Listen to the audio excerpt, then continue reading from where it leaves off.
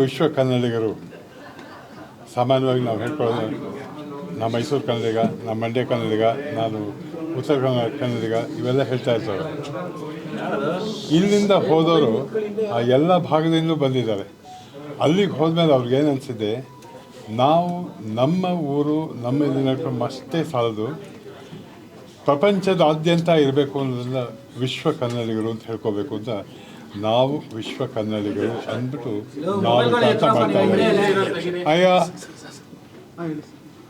ನನ್ನ ಮಾತಿಗೆ ಬ್ಯಾಕ್ಗ್ರೌಂಡ್ ಅದು ಬರೋಣ ಮಾತಾಡಿ, ಯಾಕಂದರೆ ಅಲ್ಲಿ ಹೇಳಿದ್ದೆ ಇಲ್ಲೂ ಹೇಳ್ತೀನಿ. ಅಕಸ್ಮಾತ್ ಮಿಸ್ ಆದರೆ ಅದನ್ನು ತಿಳಿದು ಹಾಕೊಂಬಿಡಿ. ತುಂಬ ಚೆನ್ನಾಗಿ ಮಾಡ್ತಾರೆ. ಮೂರು ದಿವಸ ಬೇಕಾದಷ್ಟು ಪ್ರೋಗ್ರಾಮ್ ಇರ್ತದೆ. ಬರೀ ಹಾಡು ಹಾಸ್ಯ ಅಷ್ಟೇ ಅಲ್ಲ, ಒಂದು ರೀತಿಯಲ್ಲಿ ಹೇಳಬೇಕಾದ್ರೆ ಮನೋವಿಕಾಸದಲ್ಲಿ ನಮ್ಮ ಕನ್ನಡ ಎಷ್ಟು ನಮ್ಮ ಹೃದಯದಲ್ಲಿ ಇಳಿಬೋದು ಅನ್ನೋದನ್ನು ತೋರಿಸ್ಕೊಳ್ಳೋದು ಆ 3 ದಿವಸ ನಡೆಯೋ ಒಂದು ಸಮ್ಮೇಳನದಲ್ಲಿ.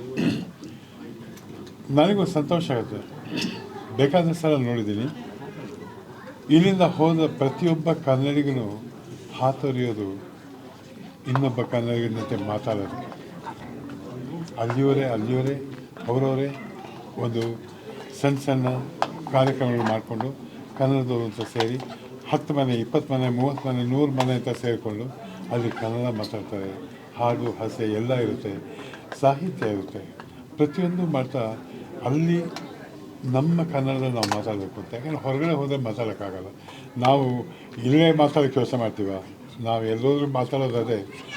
ಹಾಗೆ ಅವರ ಭಾವನೆನ ವ್ಯಕ್ತಪಡಿಸೋದಕ್ಕೆ ಇದೊಂದು ಒಳ್ಳೆಯ ಅವಕಾಶ. ಪ್ರತಿಯೊಬ್ಬ ಅಮೇರಿಕಾದಲ್ಲಿರೋರು ನಾ ಕೇಳೋದು ಒಂದೇ, ನಾವೆಲ್ಲ ಬರಬೇಕು ಅಂತ ನೀವು ಆಸೆ ಪಡ್ತೀರಿ, ನಿಮ್ಮನ್ನೆಲ್ಲ ಒಟ್ಟಾಗಿ ನೋಡಬೇಕು ಅಂತ ನಮಗೂ ಆಸೆ ಆಗುತ್ತೆ. ಒಟ್ಟಾಗಿ ನೋಡಬೇಕು ಅಂತ ಯಾಕೆ ಹೇಳ್ತೀನಿ, ಅಮೇರಿಕಾ ಬಹಳ ದೊಡ್ಡ ದೇಶ. ಒಂದು ಊರಿಂದ ಇನ್ನೊಂದು ಹೋಗಬೇಕಾದ್ರೆ 10 ಅವರ್ಸ್ ಪ್ರಯಾಣ ಮಾಡಬೇಕಾಗತ್ತೆ, ಕಷ್ಟ ಆಗುತ್ತೆ. ಆದರೆ ಬಂದಾಗ ಪ್ರತಿಯೊಬ್ಬರೂ ನೋಡಬೇಕು ಅನಿಸುತ್ತೆ. ಅದರ ಒಂದು ಪ್ರತಿಶತ 10%, 20% ಆದರೂ ನೀವೆಲ್ಲ ಅಲ್ಲಿ ಬಂದರೆ ನಿಮ್ಮನ್ನು ನೋಡಿ ನಾವು ಸಂತೋಷ ಪಡ್ತೀವಿ. ಯಾಕಂದರೆ ನಮ್ಮನ್ನು ನೋಡ್ತಾ ನಮ್ಮನ್ನು ಬೆಳೆಸ್ತಾ ಇದ್ರು ನೀವು ಕನ್ನಡಿಗರು. ನಿಮ್ಮನ್ನು ನೋಡಬೇಕು ಅಂತ ಆಸೆ. ದಯವಿಟ್ಟು ಬನ್ನಿ, ಆರಾಮಾಗಿ ಸಂತೋಷವಾಗಿ 24/72 ಗಂಟೆನೂ ನಿಮ್ಮ ಜೊತೆ ಮಾತಾಡ್ಕೊಂಡು ಸಂತೋಷವಾಗಿ ಆನಂದ ಕೂತ್ಕೊಳ್ತೀವಿ. ಬನ್ನಿ. ಅದೇ ಸಂತೋಷದ ವಿಚಾರ ಅನಂತ್ ನಾಗ್ ಅವರಿಗೆ ಅದು ಯದ್ವಾದ ಸಂತೋಷದದು. ಯಾಕಂದರೆ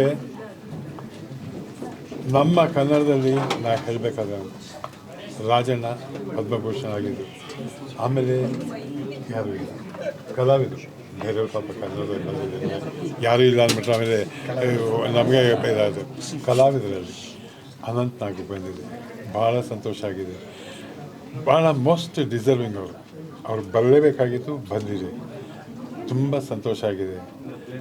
ಎಂಥ ಒಂದು ರಾಷ್ಟ್ರ ಪ್ರಶಸ್ತಿ ಅನಂತಕ್ಕೆ ಬಂದಿದೆ.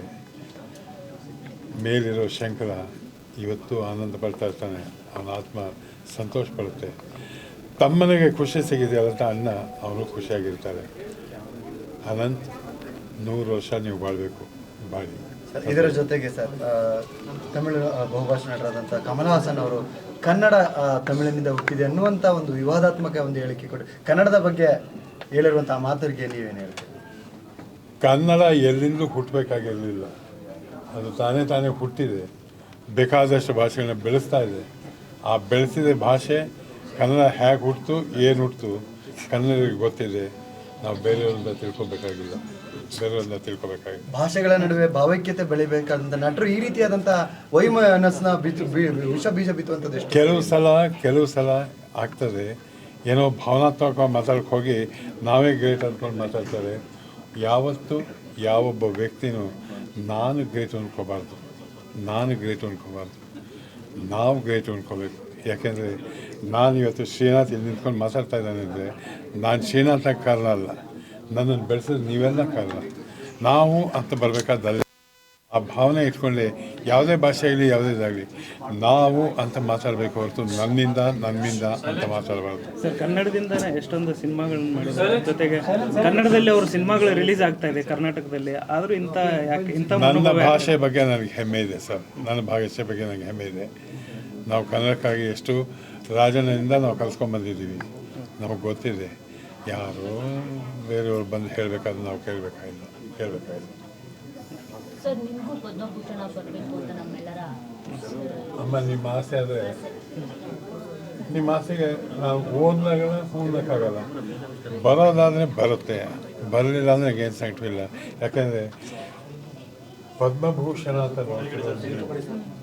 ನನಗೆ ಟೈಟು ಬರಲಿ ಬಿಡಲಿ, ಪದ್ಮಭೂಷಣ ಭಾರತರತ್ನ ಏನೋ ರೀ ನನಗೆ ಕೊಟ್ಟಿದ್ದಾರೆ ನೀವು. ನಮ್ಮ ಶ್ರೀನಾಥ್ ಅಂತ ಆ ಒಂದು ಪ್ರಶಸ್ತಿ ಸಿಕ್ಕಿದೆಯಲ್ಲ, ಅದು ಈ 50 ವರ್ಷ ಶುಭಮಂಗಳ ಆದಮೇಲೆ ಶ್ರೀನಾಥ್ ಪ್ರತಿಯೊಂದು ಪರಿಚಯ ಆಗಿದ್ದು. ಆ 50 ವರ್ಷದಿಂದ ಆ ಪ್ರೀತಿ ವಿಶ್ವಾಸ ಕೊಟ್ಟಿದ್ದಿಲ್ಲ, ಅದು ಒಂದು ಗುರುಗಂಜಿನೂ ಕಮ್ಮಿ ಆಗಿಲ್ಲ, ಜಾಸ್ತಿ ಆಗ್ತಾನೆ ಹೋಗ್ತಾ ಇದೆ.